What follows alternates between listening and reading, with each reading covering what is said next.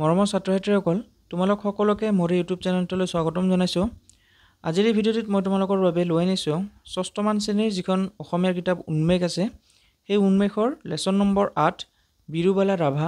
এই লেচনটোত থকা সকলো ধৰণৰ পাঠভিত্তিক অনুশীলনীৰ আৰু যিবিলাক গ্ৰামাৰৰ প্ৰশ্ন আছে সেই গোটেইবিলাক। গতিকে তোমালোকে প্ৰথমৰ পৰা শেষলৈকে ভালদৰে এই ভিডিঅ'টো চাবা। আৰু যদি তোমালোকৰ ভিডিঅ'টো চাই ভাল লাগে তেন্তে ভিডিঅ'টোত এটা লাইক কৰি মোৰ এই চেনেলটো ছাবস্ক্ৰাইব কৰি দিবা। গতিকে আহাচোন বেছি পলম নকৰি আজিৰ এই ভিডিঅ'টো আমি আৰম্ভ কৰোঁ।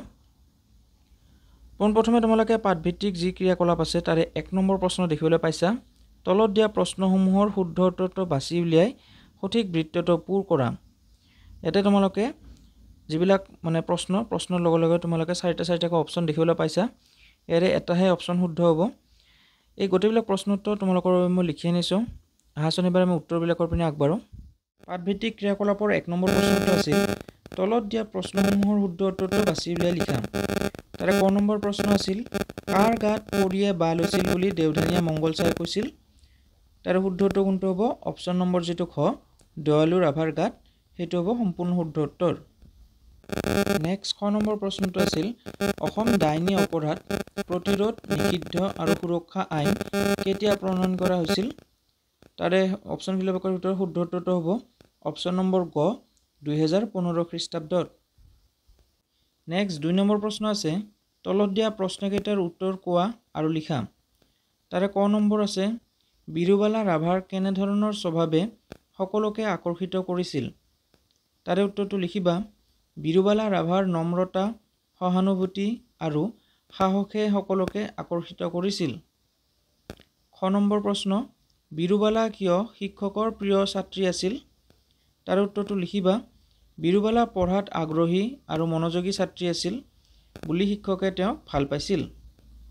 ইয়াতে সি বুলি আছে, ইয়াৰ ঠাইত সি ঠাইত তোমালোকে তাই বুলি লিখি ল'বা। এনচাৰটো কেনেকুৱা হ'ব? তাই পঢ়াত আগ্ৰহী আৰু মনোযোগী ছাত্ৰী আছিল, সেয়েহে শিক্ষকে তাইক ভাল পাইছিল। নেক্সট গ নম্বৰ প্ৰশ্ন আছে বিৰুবালা ৰাভাৰ লগত ডাইনী বিশ্বাস বিৰোধী অভিযানত অংশগ্ৰহণ কৰা সংগঠনটোৰ নাম কি আছিল। তাৰে উত্তৰটো লিখিবা বিৰুবালাৰ লগত ডাইনী বিশ্বাস বিৰোধী অভিযানত অংশগ্ৰহণ কৰা সংগঠনটোৰ নাম আছিল মিছন বিৰুবালা। ঘ নম্বৰ বিৰুবালা ৰাভাৰ মিছন বিৰুবালা অভিযানক অসম চৰকাৰে কি হিচাপে স্বীকৃতি দিছিল। তাৰে উত্তৰটো লিখিবা অসম চৰকাৰে মিছন বিৰুবালাক এক সচেতনতা অভিযান হিচাপে স্বীকৃতি দিছিল। নেক্সট ১ নম্বৰ প্ৰশ্ন আছে ৰাজ্য চৰকাৰে বিৰুবালা ৰাভালৈ কি বঁটা আগবঢ়াইছিল। তাৰ উত্তৰটো লিখিবা ৰাজ্য চৰকাৰে তেওঁক নাৰী শক্তি বঁটা আগবঢ়াইছিল। প্ৰথম ৬ নম্বৰ প্ৰশ্ন ভাৰত চৰকাৰে বিৰুবালা ৰাভাক কি সন্মান যাচিছিল। উত্তৰটো হ'ব ভাৰত চৰকাৰে তেওঁক পদ্মশ্ৰী বঁটাৰে সন্মানিত কৰিছিল। ইয়াৰ পিছত ৩ নম্বৰ আছে তলত দিয়া প্ৰশ্নবোৰৰ উত্তৰ আলোচনা কৰি কোৱা আৰু লিখা। ক নম্বৰ প্ৰশ্নটো আছে বিৰুবালা ৰাভাই ডাইনী বিশ্বাসৰ কবলৰ পৰা সমাজখন কিয় মুক্ত কৰাৰ পণ লৈছিল। উত্তৰটো তোমালোকে এনেকৈ লিখিবা ডাইনী সন্দেহত বহু নিৰীহ নাৰীক হেনস্থা আৰু হত্যা কৰা হৈছিল। বিৰুবালা ৰাভাই এই অন্যায় ৰোধ কৰাৰ বাবে সমাজক মুক্ত কৰিবলৈ পণ লৈছিল। খ নম্বৰ প্ৰশ্ন আছে মিছন বিৰুবালা অভিযানে ডাইনী বিশ্বাসৰ বিৰুদ্ধে কেনেদৰে কাম কৰিছিল। ইয়াৰে উত্তৰটো লিখিবা এই অভিযানে গাঁও চহৰত গাইডেড আলোচনা, সভা সন্মিলন আৰু নাট নাটকৰ জৰিয়তে লোকক সচেতন কৰি অন্ধবিশ্বাস দূৰ কৰিবলৈ কাম কৰিছিল। ৪ নম্বৰ প্ৰশ্ন আছে বিৰুবালা ৰাভাৰ জীৱনৰ ওপৰত বা জীৱনৰ বিষয়ে 10টা বাক্য লিখা। তাৰে উত্তৰটো তোমালোকে এনেকৈ লিখিব পাৰা ছাত্ৰ-ছাত্ৰীসকল পইণ্ট ছিষ্টেমত 10টা বাক্য যিহেতু আমাক লিখিব দিছে সেইবাবে 10টা পইণ্ট উত্তৰত তোমালোকে লিখিব পাৰা। ১ নম্বৰ বিৰুবালা ৰাভা অসমৰ এটা গাঁৱত জন্মগ্ৰহণ কৰিছিল। তেওঁ শৈশৱতে সামাজিক অবিচাৰৰ সৈতে পৰিচিত হৈছিল। ৩ নম্বৰ তেওঁ শিক্ষাৰ বাবে অধিক আগ্ৰহী আছিল। ৪ নম্বৰ ডাইনী সন্দেহত মহিলাৰ ওপৰত হোৱা অত্যাচাৰে তেওঁক আন্দোলনলৈ অনুপ্ৰাণিত কৰিছিল। ৫ নম্বৰ তেওঁ মিছন বিৰুবালা নামৰ এক সংগঠনত গঠন কৰিছিল। ৬ নম্বৰ এই সংগঠন ডাইনী বিশ্বাস বিৰোধী সচেতনতাৰ কাম কৰিছিল।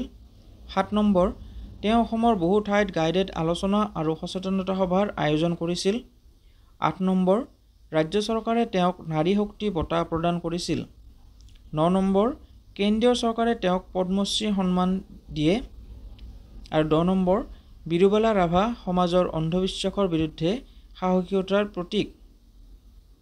নেক্সট 5 নম্বৰ প্ৰশ্নটো আছে, অন্ধবিশ্বাসে মানুহক কিদৰে বিপদত পেলায়, দলত আলোচনা কৰা। ইয়াৰ উত্তৰটো লিখিবা, অন্ধবিশ্বাসে মানুহক বিজ্ঞান আৰু যুক্তিবোধৰ পৰা আঁতৰাই লৈ যায়। বহু সময়ত এই বিশ্বাসৰ বাবে নিৰীহ মানুহক ডাইনী বুলি হেনস্থা কৰা হয়, শাৰীৰিকভাৱে কষ্ট দিয়া হয় আৰু কেতিয়াবা মৃত্যুৰো সন্মুখীন কৰা হয়। ই সমাজত ভয় আৰু অনাস্থাৰ সৃষ্টি কৰে। সেয়েহে অন্ধবিশ্বাসৰ বিৰুদ্ধে শিক্ষাৰে প্ৰতিষেধ ল'ব লাগে।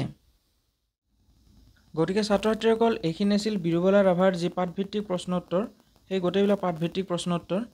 এতিয়া আহোচোন আমি ইয়াৰ পিছত যি গ্ৰামাৰৰ চেপ্টাৰটো আছে, অৰ্থাৎ ভাষা অধ্যয়ন, সেই ভাষা অধ্যয়নৰ পিনে আগবাঢ়োঁ। পোনপ্ৰথমে ভাষা অধ্যয়নত তোমালোকক মানে সন্ধিৰ বিষয়ে দিয়া আছে। ইয়াতে তোমালোকক স্বৰ সন্ধি আৰু ব্যঞ্জন সন্ধিৰ বিষয়ে দিয়া আছে। পোনপ্ৰথমে তোমালোকে এইটো পঢ়ি ল'বা যে এটা স্বৰবৰ্ণৰ লগত আন এটা স্বৰবৰ্ণৰ মিলনত হোৱা সন্ধিক স্বৰ সন্ধি বোলে। অৰ্থাৎ দুই প্ৰকাৰৰ যদি স্বৰবৰ্ণ, দুটা যদি স্বৰবৰ্ণ একেলগে লগ হৈ এটা সন্ধিৰ উৎপন্ন কৰে, তাক স্বৰ সন্ধি বুলি কোৱা হয়। ইয়াতে তোমালোকে দেখিবলৈ পাইছা নীল যোগ অচল, অৰ্থাৎ নীলৰ শেষত তোমালোকৰ অ বৰ্ণ আছে স্বৰবৰ্ণটো, আৰু অচলৰো পোনপ্ৰথমে অ বৰ্ণ আছে। এনেকুৱা স্বৰবৰ্ণ আৰু স্বৰবৰ্ণৰ লগত লগ লাগি যি সন্ধিৰ সৃষ্টি হয় তাক স্বৰ সন্ধি বুলি কোৱা হয়।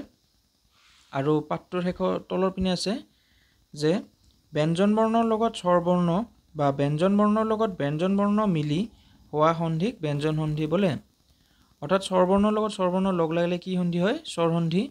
আৰু ব্যঞ্জন বৰ্ণৰ লগত যদি স্বৰবৰ্ণ বা ব্যঞ্জন বৰ্ণৰ লগত যদি ব্যঞ্জন বৰ্ণ লগ লাগে, তেতিয়া তাক মানে ব্যঞ্জন সন্ধি বুলি কোৱা হয়। এতিয়া আহাচোন আমি ইয়াতে যি তোমালোকৰ 6 নম্বৰ প্ৰশ্ন আছে, তলত দিয়া সন্ধিবোৰ ভাঙি লিখা। ইয়াৰ উত্তৰবিলাক এবাৰ চাই লওঁ। পোনপ্ৰথমে আছে খ্ৰীষ্টাব্দ, তাতে তোমালোকে লিখিবা খ্ৰীষ্ট যোগ অব্দ, খ্ৰীষ্টাব্দ। ইয়াৰ পিছত হিমালয়, হিমালয়ত তোমালোকে লিখিবা হিম যোগ আলয়, হিমালয়। নেক্সট আছে অতীত, অতীতত তোমালোকে লিখিবা অতি যোগ ইত। তোমালোকে দেখিবলৈ পাইছে যে অতি ইয়াৰ শেষৰ পিনে কি আছে? হস্ৰই, আৰু ইত ইয়াৰে মানে প্ৰথম পিনে আছে হস্ৰই। অৰ্থাৎ এইকেইটা কি সন্ধি হ'ব? স্বৰ সন্ধি। কিয়? কাৰণ এইকেইটা শব্দত স্বৰবৰ্ণ আৰু স্বৰবৰ্ণৰ লগত লগ লাগিয়ে সন্ধিটোৰ উৎপত্তি হৈছে। তাৰপিছত আছে স্বেচ্ছা, স্বেচ্ছাত তোমালোকে লিখিবা স্ব যোগ ইচ্ছা। আৰু তাৰপিছত আছে নৱোদয়, নৱোদয়ত তোমালোকে লিখিবা নৱ যোগ উদয়, নৱোদয়।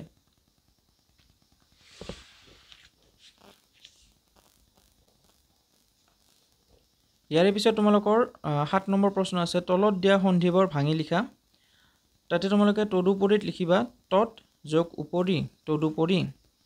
2 নম্বৰ সম্পূৰ্ণ, তাতে লিখিবা সম যোগ পূৰ্ণ, সমপূৰ্ণ বা সম্পূৰ্ণ। তাৰপিছত উদ্ধাৰ, উদ্ধাৰত তোমালোকে লিখিবা উদ যোগ ধাৰ, উদ্ধাৰ। সংহতি, সংহতিত লিখিবা সম যোগ হতি, সংহতি। চলচ্চিত্ৰ, তাতে তোমালোকে লিখিবা চলত যোগ চিত্ৰ, চলচ্চিত্ৰ। ইয়াৰ পিছত 8 নম্বৰ আছে তলত দিয়া শব্দবোৰ সন্ধি অনুসৰি তালিকাভুক্ত কৰা। অৰ্থাৎ ইয়াতে তোমালোকে কেইটামান শব্দ দি দিছে। ইয়াৰ পিছত 8 নম্বৰ আছে তলত দিয়া শব্দবোৰ সন্ধি অনুসৰি তালিকাভুক্ত কৰা। অৰ্থাৎ ইয়াতে তোমালোকক কেইটামান শব্দ দি দিছে। সেই শব্দবিলাক কোনটো প্ৰকাৰৰ সন্ধিৰ ভিতৰত পৰিব তোমালোকক লিখিব দিছে। স্বৰ সন্ধি আৰু ব্যঞ্জন সন্ধি বুলি দুটা তালিকা বনাই। তাতে স্বৰ সন্ধিত কি কি হ'ব? দেৱালয়, নীলোৎপল, চন্দ্ৰোদয় আৰু প্ৰতীক্ষা। আৰু ব্যঞ্জন সন্ধিত কি কি শব্দ হ'ব? সচৰিত্ৰ, সংহাৰ, মহাশয়, সজ্জন, সংহতি, সমিতি আৰু সদ্ভাৱ।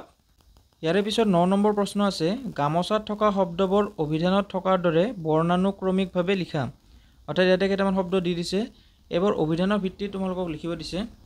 অভিধান মানে কি? তোমালোকৰ কোনবিলাক বৰ্ণ পোনপ্ৰথমে আহে, সেই বৰ্ণবিলাক প্ৰথমৰ পৰা শেষলৈকে কেনেদৰে অভিধানত বনোৱা থাকে, তেনেদৰে অভিধানৰ ভিত্তিত তোমালোকক এই শব্দবিলাকো লিখিব দিছে। তাতে কত চাবা, কত ক'ৰ পৰা আৰম্ভ হ'ব? কাৰণ। তাৰপিছত হ'ব কিছু, তাৰপিছত কুটুম আৰু শেষত কৃষি। দিনতে দত হ'ব দুখ, দেওধনী, দূৰ, দেউতা। বত হ'ব বিশ্ব, বন্তি, বাট আৰু বতাহ। আৰু তিনিটা হত হ'ব সমাজ, সাহস, সিঁচৰতি আৰু সুলভ। ইয়াৰে পিছত 10 নম্বৰ প্ৰশ্নটো আছে তলত দিয়া শব্দকেইটা ব্যৱহাৰ কৰি বাক্য ৰচনা কৰা। এই প্ৰশ্নটো তোমালোকক বাক্য ৰচনা কৰিব দিছে। ইয়াতে মানে যিবিলাক শব্দ দি বাক্য ৰচনা কৰিব দিছে সেই শব্দবিলাক হ'ল হতাশ, পাৰ্গত, অশিক্ষিত, গৌৰৱ, বিশ্বাস আৰু প্ৰিয় পাত্ৰ। এই 10 নম্বৰ প্ৰশ্নৰ উত্তৰটো মই তোমালোকৰ বাবে এৰি দিলোঁ। তোমালোকে এই শব্দবিলাক ব্যৱহাৰ কৰি বাক্য ৰচনাবিলাক কৰি মোক কমেণ্ট ছেকশ্যনত তোমালোকে এবাৰ জনাব পাৰা। 11 নম্বৰ প্ৰশ্ন আছে তলত দিয়া শব্দবোৰৰ লিংগ নিৰ্ণয় কৰি তালিকাভুক্ত কৰা। ইয়াতে তোমালোকক কেইটামান শব্দ দি দিছে, সেই শব্দবিলাকৰ কোনবোৰ পুলিংগত হ'ব আৰু কোনবোৰ স্ত্ৰীলিংগত হ'ব তোমালোকক সেইটো মানে ভাগ ভাগ কৰি লিখিব দিছে। কেনেকৈ লিখিব লাগে চাই ল'বাচোন। পোনপ্ৰথমে আছে মা, মাটো ক'ত হ'ব? স্ত্ৰীলিংগত হ'ব, সেইকাৰণে মাত স্ত্ৰীলিংগ লিখিছোঁ। নেক্সট আছে পুৰুষ, পুৰুষ হ'ব পুলিংগত। তাৰপিছত আছে ৰাণী, ৰাণী স্ত্ৰীলিংগ। অধ্যাপক, অধ্যাপক হ'ব পুলিংগ। তাৰপিছত আছে শিক্ষয়িত্ৰী, শিক্ষয়িত্ৰী হ'ব তোমালোকৰ স্ত্ৰীলিংগত। ডমৰা, ডমৰা পুলিংগত হ'ব। আইতা স্ত্ৰীলিংগ। বন্দা পুলিংগ। দেৱী, দেৱী হ'ব স্ত্ৰীলিংগত। আৰু ল'ৰা, ল'ৰা হ'ব পুলিংগত। নেক্সট 12 নম্বৰ আছে তলত কিছুমান বৰ্ণ আৰু যুক্তাক্ষৰ খেলি মেলিকৈ দিয়া আছে। অৰ্থ অনুসৰি এই শব্দবোৰ শুদ্ধকৈ সজাই লৈ কাষৰ খালী বাকচটোত লিখা। এতিয়া তাৰমানে কেইটামান তোমাৰ বৰ্ণ আৰু যুক্তাক্ষৰ অলপ উল্টা পুল্টাকৈ দিয়া আছে। তোমালোকক সেইটো সজাই কিনে লিখিব দিছে। মই তোমালোকৰ বাবে লিখি আনিছোঁ, এবাৰ চাই ল'বা। ক নম্বৰ যোনটো আছে তা, তালিবহা আৰু হ, এই উচ্চাৰণটো তোমাক মিলাই কিনে নিৰাশ উচ্চাৰণ হোৱা এটা শব্দ বনাব লাগে। সেইটো হ'ব হতাশ। খ নম্বৰটো হ'ব দুৰাৰোগ্য, যোনটো সহজে আৰোগ্য নহয়, সেইটো হ'ব দুৰাৰোগ্য। গ নম্বৰ আছে সংকোচ, সংকোচত তোমালোকে লিখিব পাৰা কুণ্ঠাবোধ। ঘ নম্বৰত আছে ভদ্ৰ, অহংকাৰ নথকা, তাতে তোমালোকে লিখিবা অমায়িক। ঙ নম্বৰ আছে কোনো কামত আগবঢ়া ব্যক্তি, তেওঁক কোৱা হয় আগৰণুৱা। প্ৰথম 6 নম্বৰ প্ৰয়াস বা যত্ন, তাতে তোমালোকে লিখিবা প্ৰচেষ্টা। দ্বিতীয় 6 নম্বৰ আছে মহান নাৰী, মহান নাৰীত তোমালোকে লিখিবা মহীয়সী। নেক্সট 13 নম্বৰ আছে তলত কিছুমান জতুৱা ঠাঁচ অৰ্থৰ সৈতে দিয়া হৈছে, এইবোৰ ব্যৱহাৰ কৰি বাক্য ৰচনা কৰা। অৰ্থাৎ তোমালোকক কেইটামান জতুৱা ঠাঁচ দি দিছে আৰু সেইবোৰ ব্যৱহাৰ কৰি বাক্য ৰচনা কৰিব দিছে। ক নম্বৰটো কি আছে আকাশত চাং পতা, তাৰে অৰ্থটো হ'ব অস্বাভাৱিক কল্পনা কৰা। তাৰে বাক্য ৰচনা তোমালোকে নিজৰ মতে বনাই লিখিব পাৰা। মই তোমালোকৰ বাবে দুটামান বাক্য ৰচনা লিখি আনিছোঁ, চাই ল'বাচোন। আকাশত চাং পতা, ৰামে সকলো সময়তে আকাশত চাং পতা যেন কথা কয়। খ নম্বৰ মুধা ফুটা, মুধা ফুটা মানে কি অতি খ্যাতনামা। তাৰে বাক্য ৰচনাটো এনেকৈ লিখিব পাৰা ডক্টৰ APJ আব্দুল কালাম ভাৰতৰ এগৰাকী মুধা ফুটা ব্যক্তি আছিল। গ নম্বৰ হৈছে সাত ঘাটৰ চেঙেলী, তাৰ অৰ্থটো হ'ল বৰ টেঙৰ লোক। তাৰে বাক্য ৰচনাটো এনেকৈ লিখিব পাৰা তোমালোকে কৈলাশ ল'ৰাজন বিৰাট সাত ঘাটৰ চেঙেলীয়া ল'ৰা। তাৰে পিছত খ নম্বৰটো আছে অহুকাণে পহুকাণে, তাৰ অৰ্থটো হ'ল ঘুনুক ঘানাককৈ শুনা। তাৰে যিটো তোমালোকৰ অৰ্থ, সেই অৰ্থটোৰ লগত লগত তোমালোকে বাক্য ৰচনাটো এনেকৈ কৰিব পাৰা গাঁৱত সপা ধৰা ওলাইছে বুলি পহুকাণে পহুকাণে কথা বাগৰিছে। ঙ নম্বৰ আছে হিয়াৰ আমঠু, হিয়াৰ আমঠু তোমালোকে বাক্য ৰচনাটো এনেকৈ কৰিব পাৰা অতি মৰমৰ। তাতে তোমালোকে লিখিবা ৰমলা তাইৰ আইতাকৰ হিয়াৰ আমঠু হয়। গতিকে ছাত্ৰ ছাত্ৰীসকল এইখিনি আছিল তোমালোকৰ 6ষ্ঠমান শ্ৰেণীৰ যি উন্মেষ কিতাপখন আছে তাৰে লেচন নম্বৰ 8 বিৰুবালা ৰাভা, এই লেচনটোত থকা সকলো ধৰণৰ পাঠভিত্তিক অনুশীলনীৰ আৰু যিবিলাক ভাষা অধ্যয়নৰ প্ৰশ্ন উত্তৰ। আশা কৰোঁ তোমালোকৰ ভিডিঅ'টো ভাল লাগিছে। যদি তোমালোকৰ ভিডিঅ'টো ভাল লাগে তেন্তে এই ভিডিঅ'টো এটা লাইক কৰি দিবা আৰু তোমালোকে কোন কোন ঠাইৰ পৰা মোৰ এই ভিডিঅ'টো চাই আছা তোমালোকে কমেণ্ট ছেকশ্যনত জনাই দিবা। আৰু তোমালোকক যি মই কৰিবলৈ দিলোঁ হোমৱৰ্কটো, অৰ্থাৎ বাক্য ৰচনা যে কৰিবলৈ দিছোঁ, তোমালোকে যদি ইচ্ছা কৰা তেন্তে সেই বাক্য ৰচনাটো লিখি মোক কমেণ্ট ছেকশ্যনত তোমালোকে জনাই দিব পাৰা।